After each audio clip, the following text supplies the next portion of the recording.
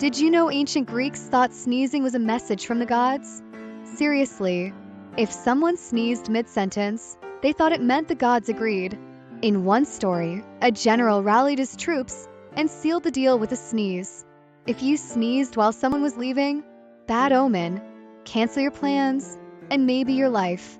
Some even thought left side sneezes were evil, but right side ones were blessed. Honestly, your entire fate could depend on your sinuses. Allergies equals life chaos. So yeah, next time you sneeze in a meeting, just say it was divine approval